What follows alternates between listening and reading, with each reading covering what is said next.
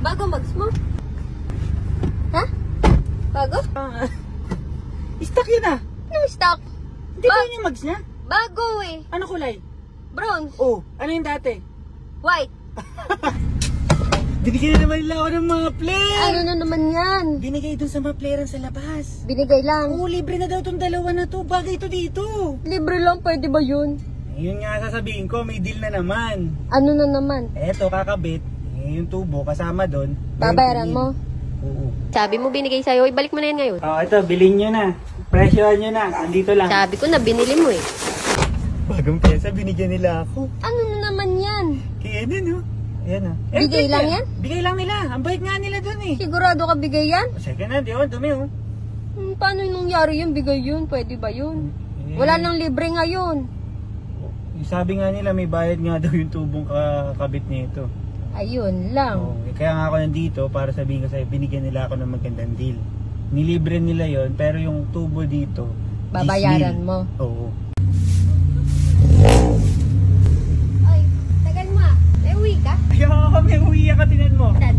Tulungan mo ko. Ayun, uwi mo? Tulungan mo ko. Ano yan? Ito yung may customer kasi dun eh. Uwi daw siya Pangasinan. Oh, tapos? Ito na yung ticket niya. Hala! Uy, Sabi na ako. Binigyan na naman nila ako. Ayun, pakitayin. Talaga yung mga mekaniko doon mababait ano? Binigay ito sa'yo? Oo. Eh, ba't isa lang? Yun nga eh. Kung gusto mo daw pa ng isa, sama mo na pati yung railings nila. Magkano? 20,000. Ayun ka na naman eh. Balik mo na yan. Sa akin na lang. What's the meal for today? It's KNN. Kesa pa. Yun, nakabili na ako ng lumang auto. All stock to sa akin. Ganda ng steering wheel ah. Yes. Parang kailangan ng tono nito. Punta kaya ako sa mga mekaniko doon sa Pops and Banks tapos yung mga bolts na air filter. Paano ko kaya mabibenta doon sa sasakyan ko? Gas na ng clutch ko. Naka-racing clutch ba naman eh? Hoy, in-order ko na yung turbo kit mo. Gumising ka na dyan. Hoy, gumising ka na. Okay na kayo? Kanina ka pa hinihintay. Tagal mo. May turbo kit ba ako sa'yo? Ang turbo kit? Turboin kita eh. Nanaginip.